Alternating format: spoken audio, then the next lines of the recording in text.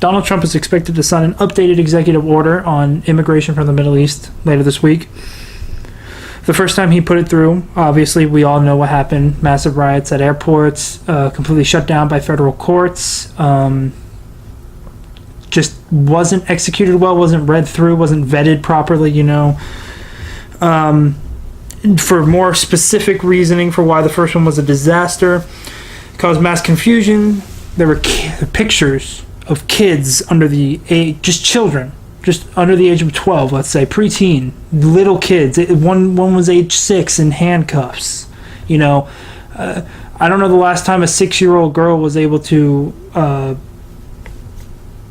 was a threat to a huge group of people, maybe to a mom, maybe.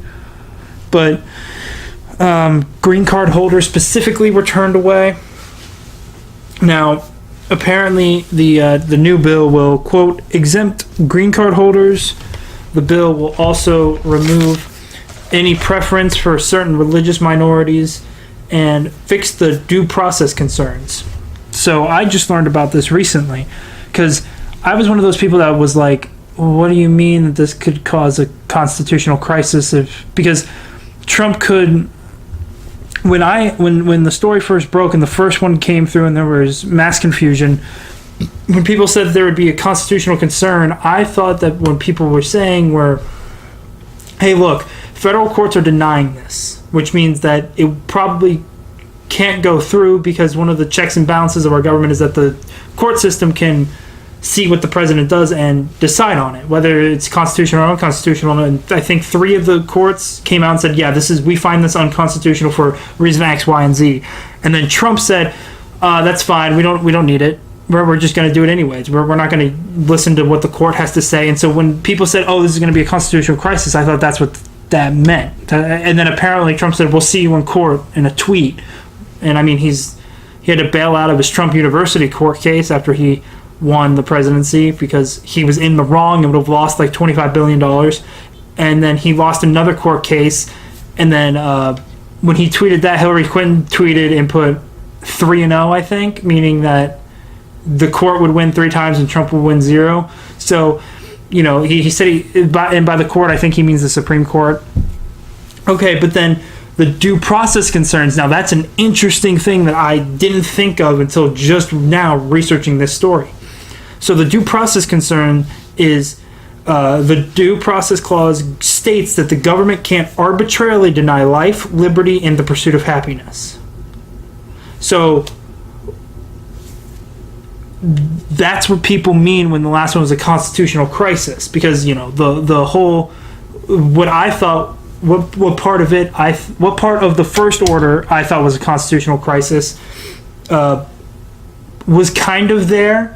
You had some inside talk and some leaks of, they might defy the courts, and if that's the case, that's crazy because that check and balances Trump just would not care about. But apparently he abide by that, and he obliged.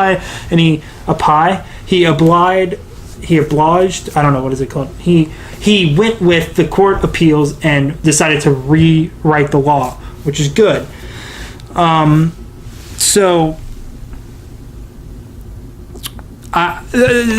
To the last law, I didn't know what to call it because you had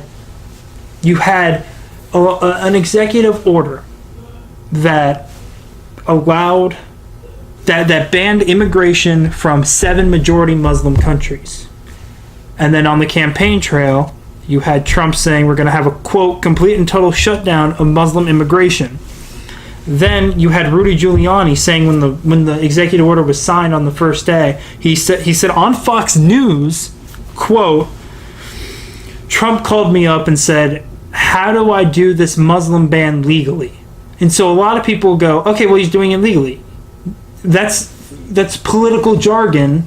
That's code words for how do I do a ban on the Muslims, those darn brown people? How do I do it legally so I don't get in trouble and get called out for being a xenophobic, racist asshole? That's what that meant. He's not saying, I'm going to do it legally so that I can be a good person. No, legally in the sense of I want to ban a certain group of people, but that's illegal. How do I word it so that I can do that and make it legal and not get in trouble for it and not get called out for being an asshole, like Donald Trump is actually an asshole.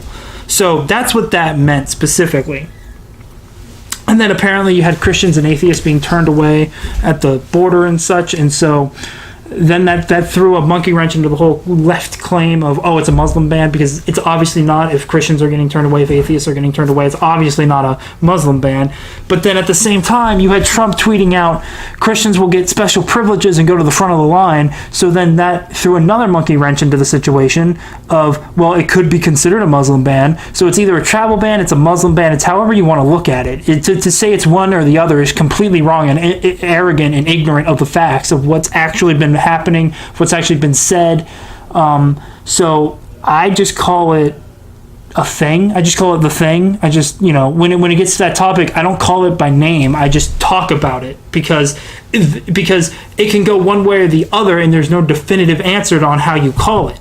So it's a travel ban, but it's also a Muslim ban, but it's also it's an immigration ban. It's however it's whatever party you're a part of, it's what you're going to call it. It's not based on any facts. It's not based on any like reason behind it. It's just other than being a partisan hack. And if you're Team Republican, it's a travel ban. It's a travel ban. If you're Team Democrat, it's a Muslim ban.